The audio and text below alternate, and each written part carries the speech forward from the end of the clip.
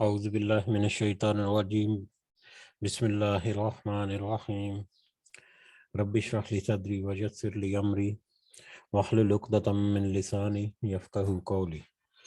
رب یسر ولا تعسر وتمم بالخیر اللہم لا سہل الا ما جعلتہ سہلا وانت تجعل الحزن اذا شئت سہلا اللہم انفعنی بما علمتنی وعلمنی ما ینفعنی وزدنی علما اللہم صلی علی محمد وعلی آل محمد کما صلیت علی ابراہیم وعلی آل ابراہیم انک حمید مجید اللہم بارک علی محمد وعلی آل محمد کما بارکت علی ابراہیم وعلی آل ابراہیم انک حمید مجید آمین یا رب العالمین۔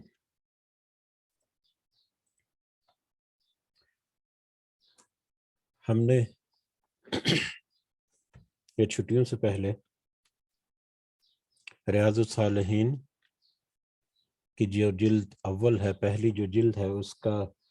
چیپٹر نمبر 16 جو ہے وہ ہم نے شروع کیا تھا،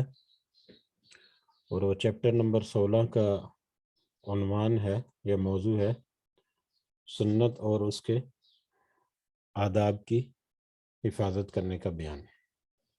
سنت اور اس کے آداب کی حفاظت کرنے کے حکم کا بیان۔ اس کو ہم اگر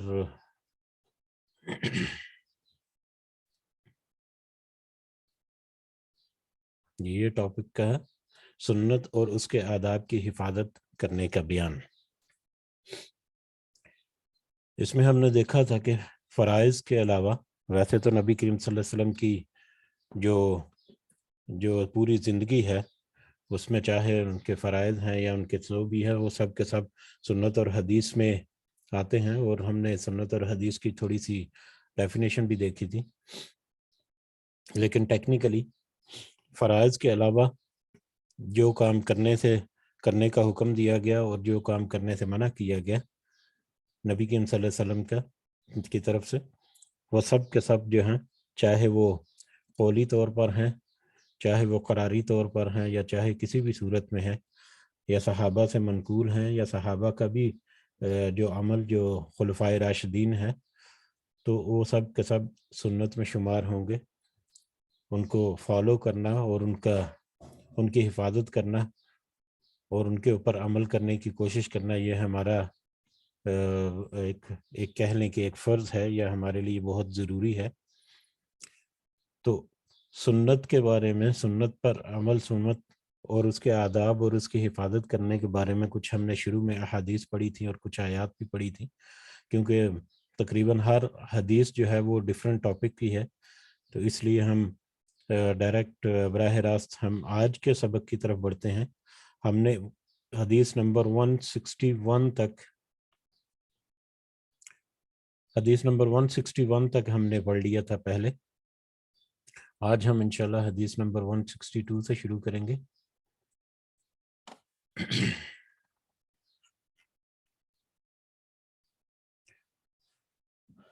تو جیسے جیسے ہم بڑھیں گے ان احادیث کی طرف، تو ہمیں اندازہ ہوگا کہ حدیث میں سنت جو نبی کریم صلی اللہ علیہ وسلم نے چھوٹے چھوٹے معاملات میں ہمیں جو رہنمائیاں فرمائی ہیں وہ بہت ہی اہم ہیں، اور ان کی کیا اہمیت ہونی چاہیے ہماری زندگی میں، اس کو ہم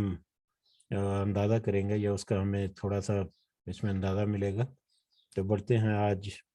آج کے سبق کی جو حدیث ہے اس کی طرف، حدیث نمبر 162۔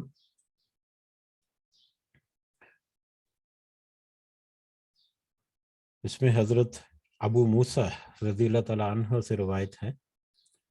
کہ رات کو مدینہ میں ایک گھر والوں سمیت جل گیا۔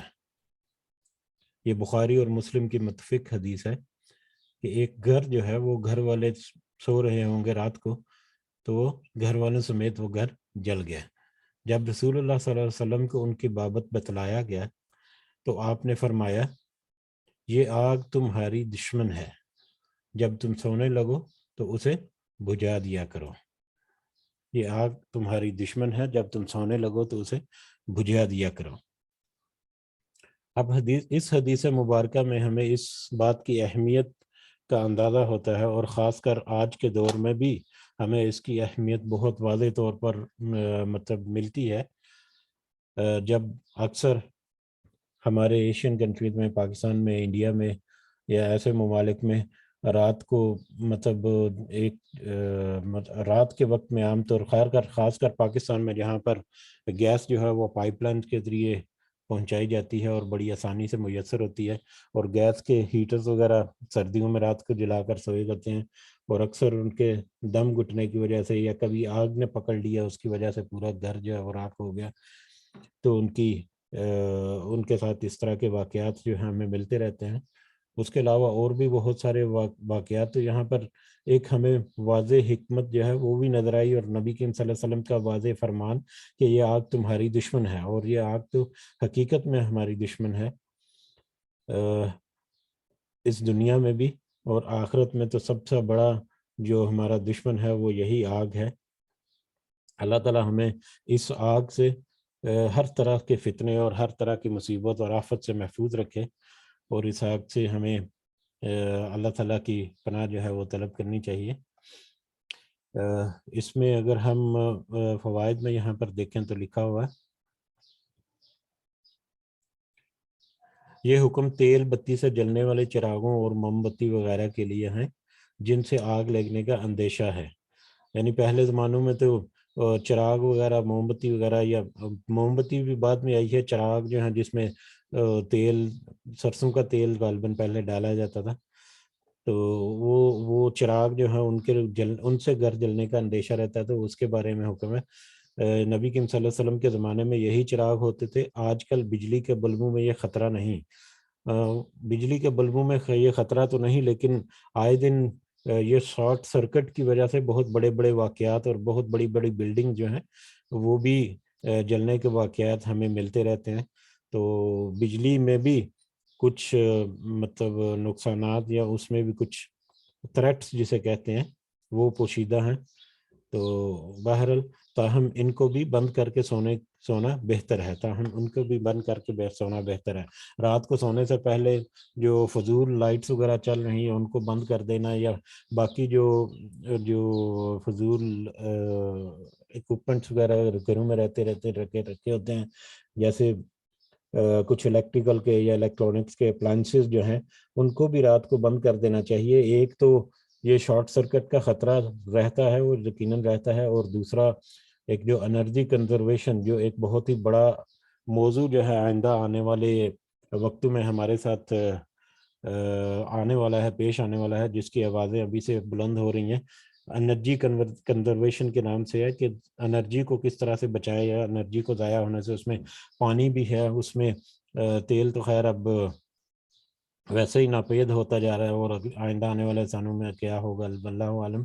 اس کے علاوہ باقی وسائل جو ہیں ان میں بھی کمی آتی جا رہی ہے۔ بہرحال ان کو بہت ہی احتیاط سے استعمال کرنا، اور وہ وقت جب وہ استعمال نہیں ہو رہے ہوتے، جب ان کا یوز نہیں ہوتا، تو اس وقت ان کو بند کر دینا چاہیے۔ یہ تو ایک اس دنیا میں بھی ہمیں واضح طور پر کچھ ہدایات اس طرح کی ملتی ہے گورنمنٹ کی طرف سے یا اداروں کی طرف سے، لیکن اس حدیث کے روح سے اگر دیکھیں تو اس طرح کی فالتو چیزیں جو ان کو بند کر دینا چاہیے، کیونکہ رات کو جب انسان سو رہا ہوتا ہے اس وقت ان سے خطرہ لاحق رہتا ہے، اور خاص کر بجلی سے چلنے والی چیزیں جو ان کا بھی ہمیں ضرور خیال رکھنا چاہیے۔ اور آگ چاہے وہ گیس کی شکل میں ہے یا کوئلے وغیرہ جو ہے وہ بھی جلا کر رکھ دیتے ہیں اکثر، یا کسی بھی صورت میں ہو، تو اس سے ہمیں تھوڑا سا اجتناب کرنا چاہیے، اور خاص طور رات کو سونے سے پہلے۔ اب دیکھنے میں یہ ایک حدیث ہے، ایک عام سے الفاظ ہیں، لیکن اس کی حکمت ہمیں اندازہ ہوتا ہے کہ قیامت تک ہمارے سامنے موجود رہے گی کسی نہ کسی شکل میں۔ اس کے بعد حدیث نمبر 163 ہم دیکھتے ہیں، یہ بھی حضرت ابو موسیٰ رضی اللہ تعالیٰ عنہ سے روایت ہے کہ رسول اللہ صلی اللہ علیہ وسلم نے فرمایا، اس ہدایت اور علم کی مثال جس کے ساتھ اللہ نے مجھے بھیجا ہے، یہ ہدایت اور علم جس کے ساتھ اللہ تعالیٰ نے مجھے بھیجا ہے، اس کی مثال کیسی ہے؟ اس بارش کی مانند ہے جو زمین کو پہنچے، اس بارش کی مانند ہے جو زمین کو پہنچے، بس اس زمین کا کچھ حصہ تو اچھا تھا جس نے پانی کو اپنے اندر جذب کر لیا، اور گھاس نیز بہت ساری سبزیاں اگائیں۔ یہ پہلی مثال یا پہلی اگزامپل، پہلی کیٹیگری کہہ لیں کہ زمین کا کچھ حصہ ایسا تھا، بارش ہوئی، زمین کا کچھ ایسا تھا جس نے پانی کو اپنے اندر جذب کر لیا، اور گھاس نیز سبزیاں، گھاس پھوس سبزیاں، پھل وغیرہ یہ ساری اگائیں۔ اور ایک حصہ، دوسری مثال، اور ایک حصہ اس کا غیر آباد یا بنجر تھا، جس نے پانی جذب تو نہیں کیا، یا پانی جذب تو نہیں کیا لیکن اسے روک لیا، پانی جذب نہیں کیا لیکن اسے روک لیا۔ جیسے یہ جھیلوں کی شکل میں کہہ لیں، یا مطلب کچھ میدانوں میں جہاں پر کھیتی باڑی تو نہیں ہوتی لیکن وہاں پر ہوز وغیرہ بنا کر پانی کو سٹور کر لیا جاتا ہے، یا کوئی مطلب بڑا سا ہوز ہے، اس میں پانی جمع ہو گیا، رک گیا۔ تو دوسری مثال کہ جس نے پانی جذب تو نہیں کیا لیکن اس کو روک لیا، پس اس پانی سے اللہ نے لوگوں کو فائدہ پہنچایا، لوگوں نے اس سے پانی پیا اور پلایا اور کھیتوں کو سیراب کیا۔ ٹھیک ہے، یہ دوسری مثال۔ اور تیسرا، اور وہ بارش زمین کے ایک اور حصے کو بھی پہنچی جو چٹیل میدان تھا، جو پانی روکتا اور نہ گھاس اگاتا تھا، یعنی نہ وہاں پر پانی رکا اور نہ ہی وہاں پر گھاس پھوس اگی، نہ ہی کوئی کھیتی باڑی وہاں پر ہوئی۔ ٹھیک ہے، یہ تیسری قسم۔ پس یہ مثال ہے اس شخص کی جس نے اللہ کے دین میں سمجھ حاصل کی، اور اس علم اور ہدایت سے اللہ تعالیٰ نے اسے نفع پہنچایا، جس کے ساتھ اللہ نے مجھے بھیجا، یعنی اللہ نے جو نبی کریم صلی اللہ علیہ وسلم کے ذریعے جو علم اور ہدایت پہنچائی، اس نے وہ علم اور ہدایت حاصل کی اور اللہ تعالیٰ نے اسے نفع پہنچایا، پس اس نے خود بھی دین سیکھا اور دوسروں کو بھی سکھایا۔ اور یہ دوسری مثال جو ہے اس شخص کی ہے جس نے اس علم اور ہدایت کی طرف اپنا سر بھی نہیں اٹھایا اور نہ ہی ہدایت کو قبول کیا جس کے ساتھ مجھے بھیجا گیا۔ یہ بخاری اور مسلم کے یہ بھی متفق حدیث ہے۔ اس حدیث میں بھی ایک علم و ہدایت، ایک انسان کی مثال دی گئی ہے جس کے پاس علم اور ہدایت جو ہے، جو اللہ تعالیٰ نے نبی کریم صلی اللہ علیہ وسلم کے ذریعے ہمارے تک پہنچائی، اس کا ذکر ہوا کہ تین طرح کی مثالیں یا تین طرح کی باتیں ہو سکتی ہیں۔ پہلا تو یہ ہے کہ ایسی بارش جو زمین پر پڑے اور زمین کو بھی مطلب معطر کرے، اس کو بھی تر و تازہ کر دے، اور اس میں کھیتی باڑی وغیرہ جو ہے وہ بھی اس میں سے نکلے۔ دوسری مثال یا دوسری کیٹیگری یہ ہو سکتی ہے کہ زمین پر پڑے، زمین کے اندر جذب نہیں ہوا پانی، کوئی کھیتی باڑی تو نہیں ہو سکتی تھی اس سے، لیکن یہ ہے کہ وہاں پر کوئی حوض یا جو نیچے مقام یا ایسی جگہوں پر پانی اکٹھا ہو گیا، جس کو پھر دوسرے لوگوں کے فائدے کے لیے اللہ تعالیٰ نے محفوظ کیا۔ اور تیسری مثال ایسا چٹیل میدان جہاں پر پانی سرے سے کھڑا ہی نہیں ہوا اور نہ ہی پانی وہاں پر جذب ہوا۔ تو اس شخص کی مثال جو ہے وہ ان تینوں میں سے ہو سکتا ہے۔ کچھ لوگ ایسے ہیں جو اللہ تعالیٰ کی طرف سے جو ہدایت اور علم جو ہے وہ آیا ہے، اس کو خود قبول کر کے، اس کو سمجھ کر نہ صرف خود اس کا فائدہ اٹھاتے ہیں، اپنے اندر جذب کرتے ہیں، بلکہ لوگوں کو بھی کھیتی باڑی اور مطلب فصلوں کی طرح اور گھاس پھوس کی طرح دوسرے جانوروں کو اور لوگوں کو بھی اس کا فائدہ پہنچاتے ہیں۔ لیکن دوسری کیٹیگری میں کچھ لوگ ایسے بھی ہو سکتے ہیں جو علم اور ہدایت تو حاصل کی لیکن اپنے اندر جذب نہیں کیا، اپنی اصلاح نہیں کی، لیکن دوسروں کو ضرور پہنچا دیا، دوسروں کو تو اس کو تبلیغ کر دی، دوسروں کو بتا دیا، دوسروں کو مطلب پڑھ کر سنا دیا، ان کو سکھلا دیا، لیکن اپنی اصلاح نہیں کی۔ اور تیسری کیٹیگری کے جو اس سے بھی سب سے کم درجے کے یا بدترین قسم کے لوگ ہیں، وہ کہہ لیں کہ وہ ایسے ہیں جو چٹیل میدان کی طرح، جس میں مطلب جنہوں نے نہ ہی علم کو اپنے اندر جذب کیا، علم اور ہدایت ان تک پہنچی لیکن نہ ہی انہوں نے اپنے اندر جذب کیا اور نہ ہی دوسروں کو اس کا فائدہ پہنچایا۔ تو یہ حدیث جو ہے یہ بہت ہی واضح الفاظ کے ساتھ ہمارے سامنے موجود ہے، اور اس میں بہت ہی واضح طور پر ہمیں بتا دیا گیا، ہم اپنے آپ کو اینالائز کر سکتے ہیں کہ ہم کس کیٹیگری میں فال کرتے ہیں، اور ہمیں کوشش کرنی چاہیے کہ ہم پہلی کیٹیگری میں فال کریں، جس میں ہمیں اللہ تعالیٰ کی طرف سے جو علم اور حکمت اور جو ہدایت ہمیں نصیب ہوئی ہے، اس کا نہ صرف ہم اپنی ذات کو فائدہ پہنچائے، اپنی اصلاح کریں، بلکہ جو دوسرے ہیں ہمارے احباب اور دوسرے جو ہیں ان کو بھی اس کا فائدہ پہنچائیں، ان تک بھی وہ پہنچائیں، اور نیکی کا حکم اور برائی سے منع کرنے کا یہ سارا جو عمل واقعہ ہے یہ بھی اس میں آ جاتا ہے۔ اس کے فوائد میں اس علم و ہدایت الہی کو جس کے ساتھ رسول اللہ صلی اللہ علیہ وسلم کو بھیجا گیا تھا، نفع پہنچانے والی بارش کے ساتھ تشبیہ دی گئی ہے، اس لیے کہ یہ علم اسی طرح مردہ لذوں کو زندہ کرتا ہے جس طرح بارش مردہ زمین کو شاداب کر دیتی ہے۔ اس علم نبوی صلی اللہ علیہ وسلم اور علم الہی جو ہے اس سے فائدہ اٹھانے والے کو اچھی زمین سے تشبیہ دی گئی ہے، اور اس شخص کو جو علم حاصل کرتا ہے دوسروں کو بھی سکھلاتا ہے لیکن خود اس پر عمل کر کے فائدہ نہیں اٹھاتا، یہ جو دوسری مثال ہے سخت زمین سے تشبیہ دی گئی ہے جو پانی روک لیتی ہے، جس سے دوسرے لوگ تو نفع یاب ہوتے ہیں، اور اس شخص کو جو نہ علم، ٹھیک ہے، اور یہ تیسری کیٹیگری آ رہی، اور اس شخص کو جو نہ علم دین سیکھتا ہے نہ ہی اس پر عمل کرتا ہے، اس ایسی چٹیل زمین کے ساتھ تشبیہ دی گئی ہے جو نہ پانی روکتی ہے نہ گھاس سبزہ اگاتی ہے۔ یہ سب سے بدتر آدمی ہے جو نہ خود نفع اٹھاتا ہے اور نہ دوسروں کو نفع پہنچاتا ہے۔ اس میں علم دین کے سیکھنے، سکھانے اور اس پر عمل کرنے کی ترغیب اور اس سے اعراض و غفلت سے اجتناب کرنے کی تلقین ہے۔ تو یہ حدیث بھی ہمارے لیے بہت ہی ایک وسیع پیغام جو ہے وہ پہنچاتی ہے ہمیں، کہ ہمیں چاہیے کہ ہم اس علم کو نہ صرف خود سیکھیں، اس پر خود بھی عمل کریں اور دوسروں کو بھی اس پر عمل کرنے کی ترغیب دیں۔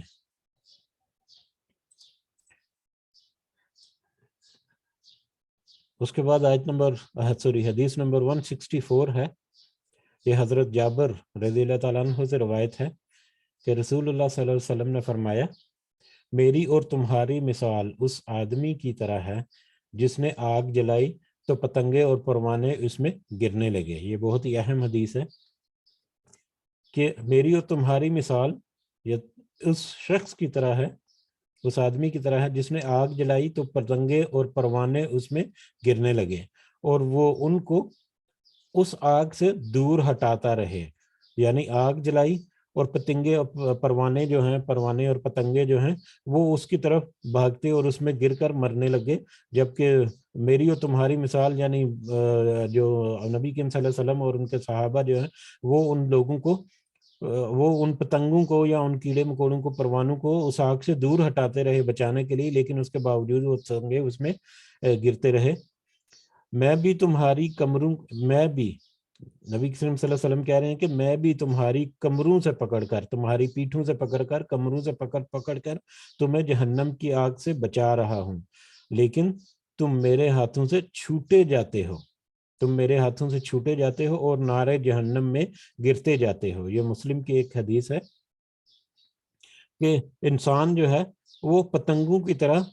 اس آگ میں، جو جہنم کی آگ ہے، اس میں گرتے جاتے ہیں، اور میں تمہیں پکڑ کر تمہاری کمروں سے یا تمہاری پیٹھوں سے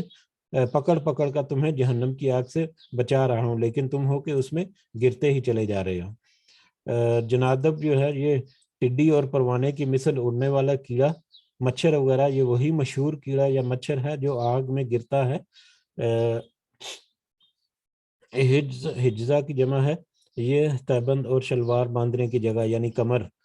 یہ حدیث میں جو الفاظ آئے ہیں ان کی کچھ وضاحت ہے۔ بہرحال حدیث جو ہے بہت واضح ہے کہ انسان جو ہے وہ دنیا کے فتنوں میں مبتلا ہو کر، دنیا کے رونائیوں میں اور دنیا میں جو مزین کی گئی ہیں اٹریکشن کی چیزیں، ان کی طرف اتنا زیادہ مائل ہو گیا ہے یا ہو رہا ہے کہ وہ جہنم کی آگ کی طرف وہ بھاگا جا رہا ہے، اپنی آخرت کی فکر کیے بغیر بس اپنے ہی نفس پر ظلم کرتے ہوئے بس بڑھتا جا رہا ہے، اور اس کو بچانے والے لوگ جو ہیں اس دور کے حساب سے دیکھیں اگر تو نبی کریم صلی اللہ علیہ وسلم اور ان کے بعد ان کے صحابہ اور بعد میں آنے والے جتنے علماء اور جتنے مطلب دین کا حکم دینے والے اور برائی سے منع کرنے والے جو لوگ ہیں وہ سارے اس کیٹیگری میں آتے ہیں، جو کوشش تو یہ کر رہے ہیں کہ یہ لوگ اس جہنم کی آگ سے بچ جائیں، لیکن سارے لوگ جو ہے، عام عوام جو ہے وہ بس اس جہنم میں اپنے آپ کو گرانے کے پیچھے پڑی ہوئی ہے۔ یہ مجھے ایک حدیث بھی یاد آئے گی جس کو ہم نے 2-3 دفعہ پہلے بھی کوٹ کیا، حضرت اللہ تعالیٰ نے کہا جبریل علیہ السلام کو کہ جاؤ، جب جہنم اور جنت کو پیدا کیا تو جبریل علیہ السلام کو بھیجا کہ جاؤ ذرا دیکھ کے آؤ جہنم کیسی ہے. تو جبریل علیہ السلام جو گئے، انہوں نے جہنم کو دیکھا تو واپس آ کر کہا کہ یا اللہ یہ تو بہت ہی بری جگہ ہے یہاں، ٹھیک ہے، یہاں پر تو کوئی بھی جانا نہیں پسند کرے گا. پھر جنت کی طرف بھیجا تو جنت کو دیکھ کر انہوں نے کہا کہ یہ بہت ہی اچھی جگہ ہے، یہاں پر تو سارے پسند کریں گے. پھر اللہ تعالیٰ نے جہنم کو بڑی زینت والی چیزوں سے، بڑی پرکشش چیزوں سے ڈھانپ دیا اور جنت کو آزمائشوں سے ڈھانپ دیا. پھر حضرت جبریل کو بھیجا جا کر دیکھو. انہوں نے پھر جا کر دیکھا تو انہوں نے کہا جہنم کے بارے میں کہ یہ تو ایک ایسی چیز ہے جس کی طرف لوگ جو ہے وہ دوڑتے ہوئے جائیں گے. ایسی پرآسائش اور ایسی چمک دمک جو ہے اس کے دہانے پر رکھ دی گئی ہے، جبکہ جنت جو ہے اس میں ایسی آزمائشیں اور ایسی مشکلیں اور مطلب کچھ محنتیں شامل ہیں کہ انسان جو ہے وہ تو اس کی طرف جانا ہی نہیں چاہے گا یا جانا اس کے لیے مشکل ہوگا. تو یہ وہی ہے کہ دنیا کی جو مزین کی جو چیزیں ہیں ان کی طرف انسان بھاگے ہوئے جا رہا ہے. اور ہم نے قرآن مجید میں کچھ آیات پڑھی کہ یہ دنیا جو ہے وہ انسان کے لیے فتنہ ہے اور فتنے کی جگہ ہے یا دھوکہ ہے. یہ دھوکہ اسی طرح ہے کہ دنیا میں جو آسائشیں جو کماتا ہے اور ان کی طرف جو بھاگتا ہے، در حقیقت وہ جہنم کی آگ ہی پاتا ہے اگر وہ اپنی اصلاح اور اپنے نفس کی اصلاح اور اپنے دین کے معاملات میں اگر وہ سمجھ بوجھ نہیں رکھتا اور اس کی کوشش اگر نہیں کرتا. تو بہرحال یہ ایک بہت ہی اچھی مثال اللہ تعالیٰ نبی کریم صلی اللہ علیہ وسلم نے یہاں پر ہمیں دی کہ جس طرح پروانے جو ہیں وہ آگ میں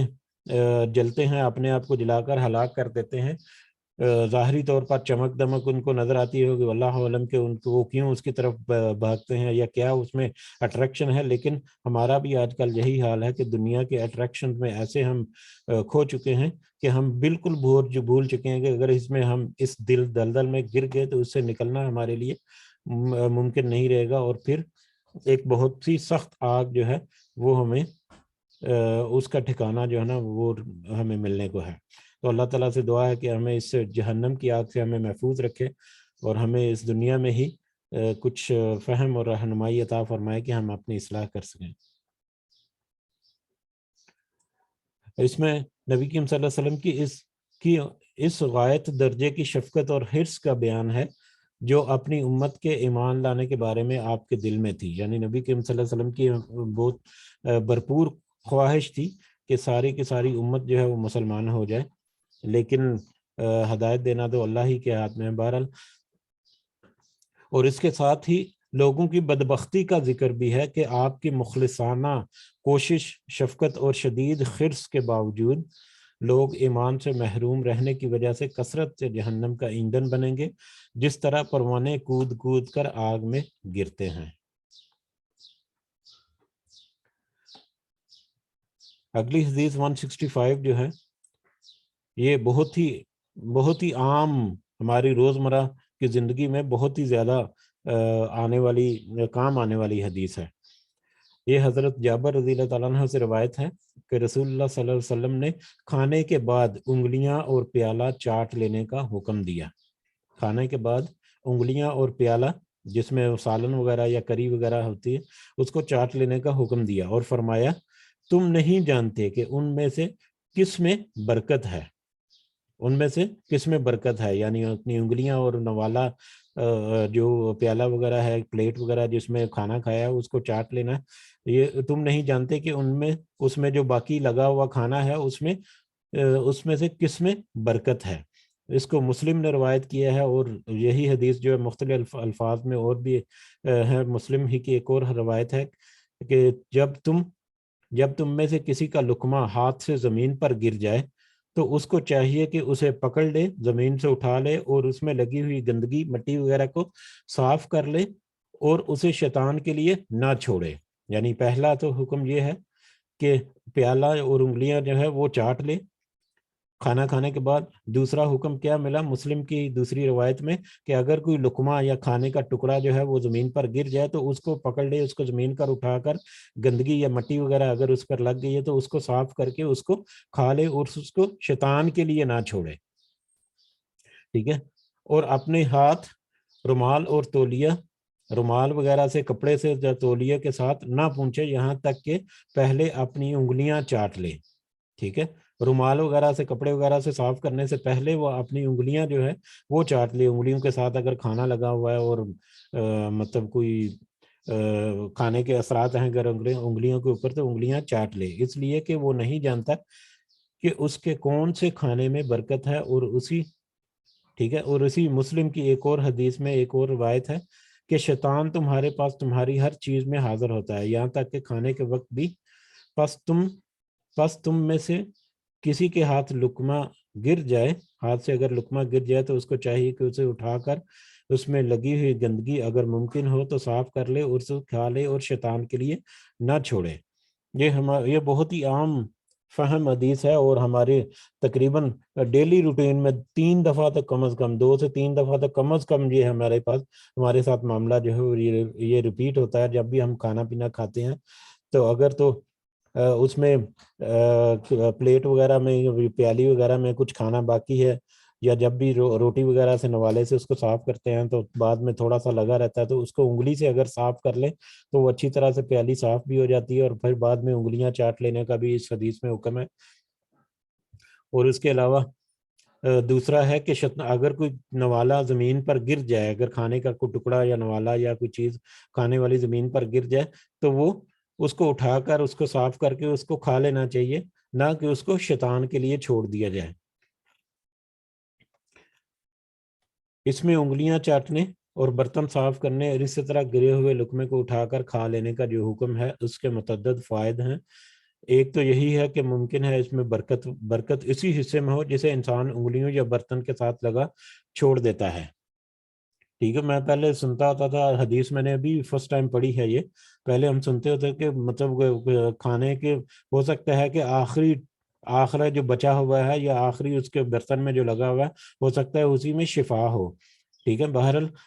برکت جو ہے ہو سکتا ہے کہ اسی کھانے میں ہو جو انسان جو ہے برتن کے ساتھ لگا ہوا یا اپنی انگلیوں کے ساتھ لگا ہوا چھوڑ دے. تو اس کو چاہیے کہ وہ برتن کو اور انگلیوں کو ضرور صاف کر لے، چاٹ لے اور صاف کر لے. دوسرے، اس میں تواضع کا اظہار اور متکبرین و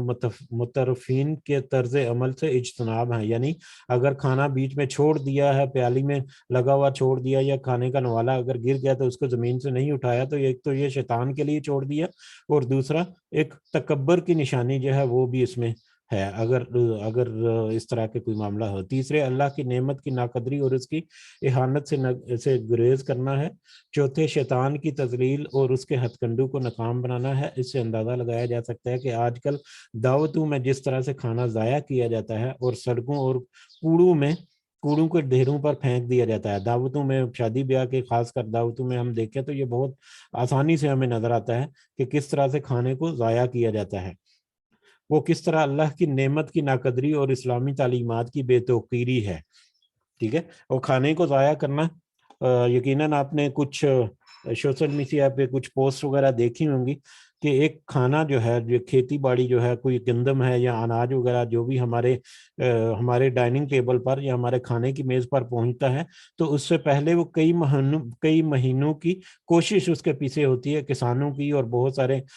بیج کو ڈالا، اس میں پانی ڈالا، کھادیں دی، اس کی حفاظت کی، فصل اگی، فصل کو کاٹا، اس کو صاف کیا، اس کو مارکیٹ میں بھیجا، اس کو مطلب ٹریڈرز نے مطلب سیل کیا، ٹرانسپورٹ ہوئی، اس کی مارکیٹس میں آیا، مارکیٹس میں پھر بکا، پھر آپ پرچیز کر کے لے آئے، پھر اس کو کاٹ کر اس کو کھانے کے لیے پکایا، پھر کھانا بنایا. تو یہ ایک نوالا جو ہے اس کے پیچھے کئی مہینوں کی محنت ہے، اور اس کو ایسے ہی زمین پر پھینک دیا جائے اور یا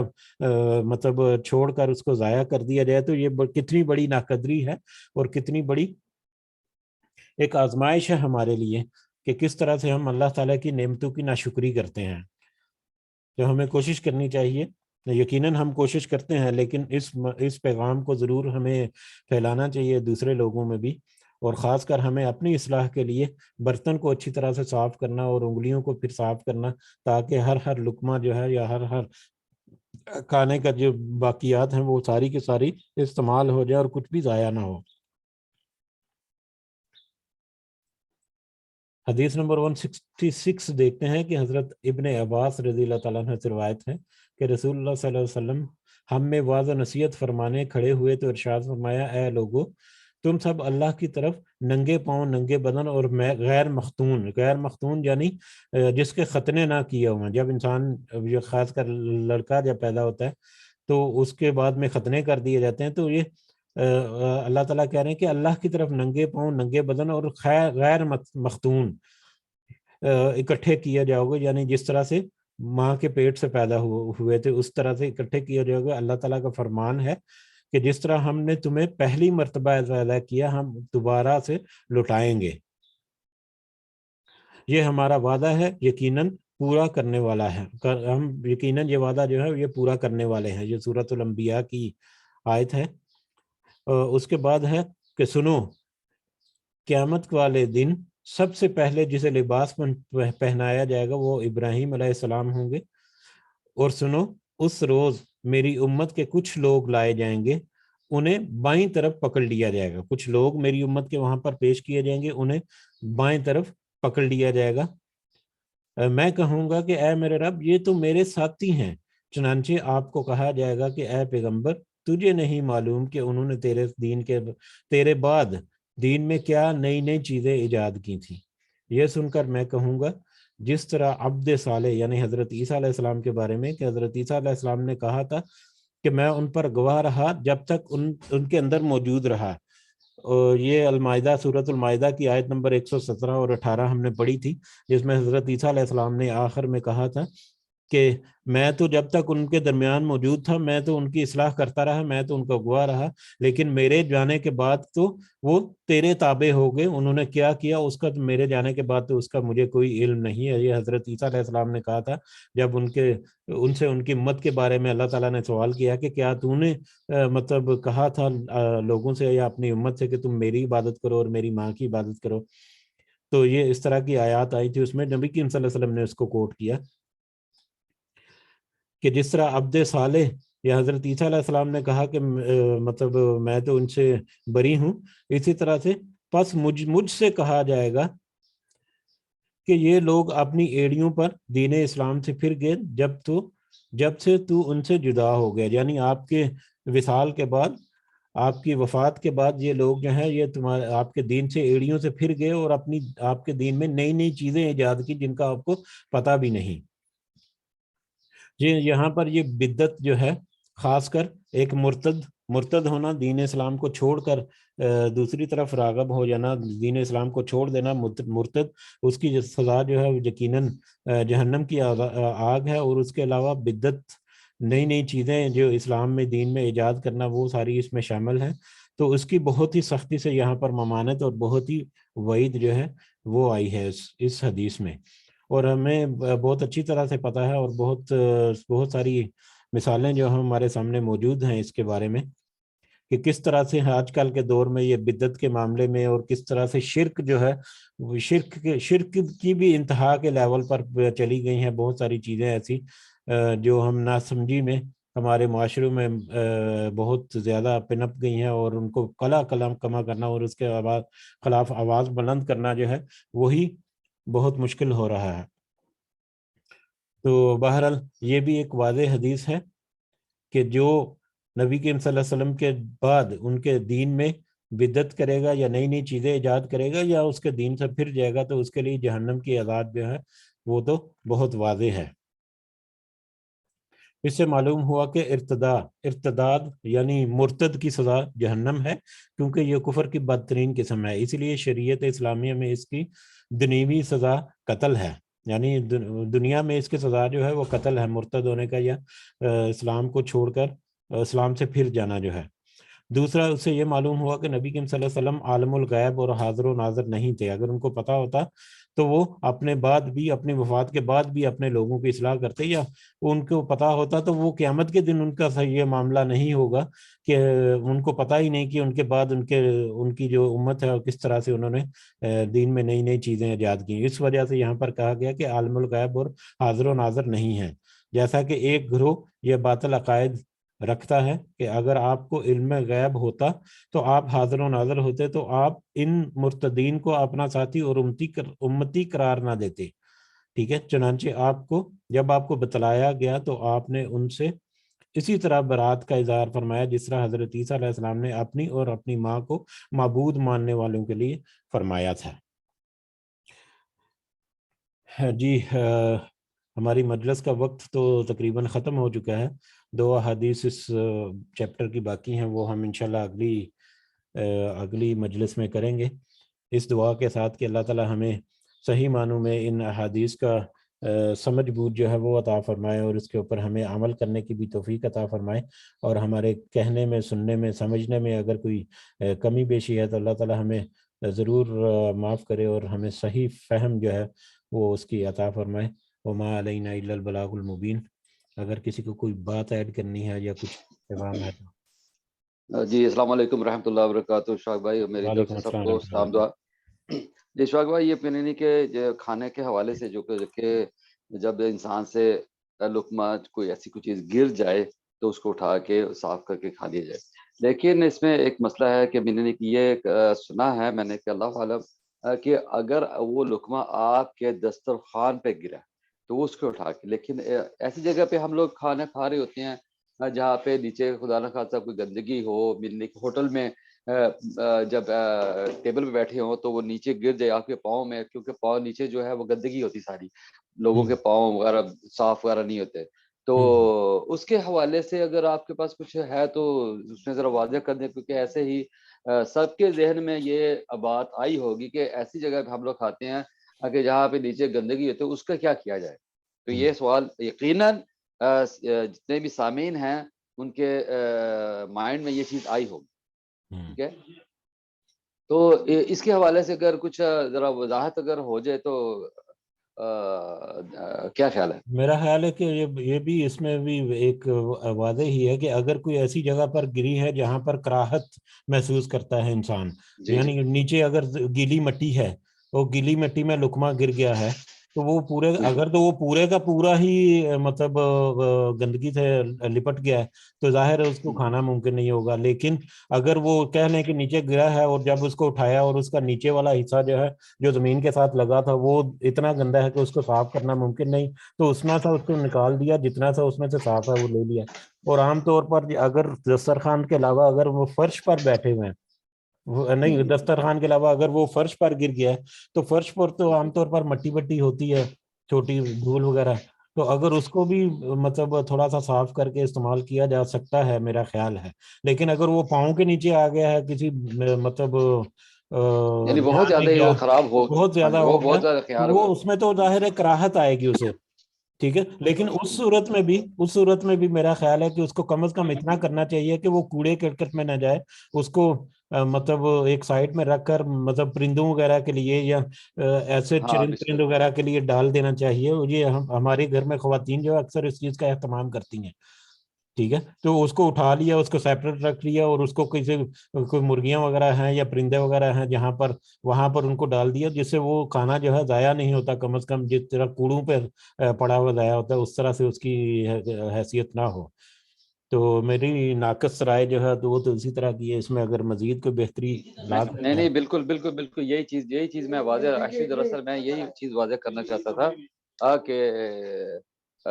یہ جو زائد جو کھانے ہوتے ہیں اس سے ہم جمع کر کے بجائے کہ کوڑا کرکٹ پھینکنے، اسے آپ اپنے گھر کی چھت پر یا کوئی ایسی جگہ پر ڈال دیں کہ جو جانور وغیرہ وہ کھا لیں. ٹھیک ہے، یہ تو روٹی وغیرہ جو اگر جو آپ نے جو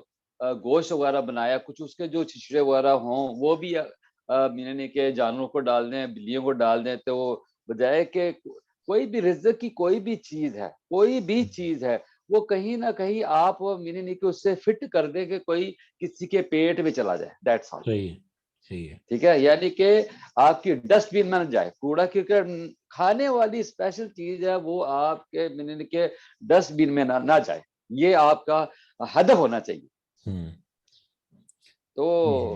یہ ہے. جی ماشاءاللہ، جزاک اللہ خیر. آپ نے بہت اچھے پوائنٹ کی طرف اشارہ کیا ہے، ایک اضافی نقطہ ہے اور عام طور پر دیکھا ہے کہ گھر میں خواتین جو ہے وہ جیسے روٹی جو ہے وہ بچ گئی اور خشک ہو جاتی ہے تو اس کے لیے سیپریٹ سے ایک مطلب لفافے وغیرہ میں ڈال کر اہتمام کیا ہوتا ہے، لیکن جو نہیں کرتے یا ہمیں اگر ہم کہیں پر دیکھیں کہ ایسا نہیں ہو رہا یا کوئی بے قدری ہو رہی ہے تو ہمیں کم از کم اپنا فرض جو ہے وہ ضرور ادا کرنا چاہیے، اس کو بتانے کا اور اس کو ایک رہنمائی دینے کا کہ اس طرح سے بھی کیا جا سکتا ہے، اس طرح سے اس کھانے کی ناقدری جو ہے اس کو ختم کیا جا سکتا ہے۔ اور اس میں ایک اور چیز میں ایڈ کرتا جاؤں کہ بے دینی کہ ہمارے پاس فریج میں ایک دو دن کے کھانے وغیرہ ہوتے ہیں جناب بیلا، وہ اس میں شک ہو جاتا ہے کہ یار کہیں خراب تو نہیں، وہ ہم لوگ اٹھا کے جناب بیلا یا تو ہم ذائقے کے گھر میں بھیج دیتے ہیں یا کوئی مانگنے والا اس کو دے دیتے ہیں، پر اس کو آپ صحیح طریقے سے چیک کریں کہ کہیں یہ خراب تو نہیں ہے، یہ میں جو کھانا دے رہا ہوں کسی کو یا دے رہی ہوں اس سے کسی کو نقصان تو نہیں ہو سکتا، یہ ضرور چیک کیا کرے کہ کھانا جو ہے ایک دن یا 2 دن کے بعد آپ کو پتا ہے فریج میں چلو ٹھیک ہے 1-2 دن چل جاتا ہے، لیکن زائد دن یعنی کہ 3 دن ہو گئے جناب بھول گیا بندہ تو وہ کہہ رہے چلو یار یہ بھی کھانا یہ بھی دے دو ان کو، تو وہ نہیں کہ ہمیں ضرور چیک کر کے دھیان کر کے یہ چیزیں کسی کو اگر صدقہ بھی کسی کو دینا ہے تو وہ بھی اللہ سبحانہ وتعالیٰ بھی صدقہ جو ہے وہ طیب ہے، اللہ طیب یعنی کہ وہ صدقات جو ہے آپ کے اچھے قبول کرتا ہے، تو یہ کھانے کی چیزیں اسپیشل آپ دینے سے پہلے آپ خود اس کو صحیح طریقے سے سونگ لیں، چیک کر لیں، اطمینان کر لیں کہ میں یہ کسی کو جو فقیر ہے جو جیسے بھی کسی کو یا ہمسائے کو دینے لگی کہیں خراب تو نہیں ہے، تو کیونکہ اگر خراب کوئی چیز اگر کسی کے ہاں چلے گی تو وہ دیکھے گا یار یہ کیسا بندہ دیکھو خراب چیز ہمارے گھر بھیجتی ہے، تو یعنی کہ یہ بہت بڑا ایک بندے کا پرسنالٹی میں فرق آ جاتا ہے، دلوں میں خدشات آ جاتے ہیں ان چیزوں سے۔ صحیح ہے، بالکل صحیح ہے، بالکل صحیح ہے، بلکہ اس طرح سے جو کھانا اگر کوئی کسی وجہ سے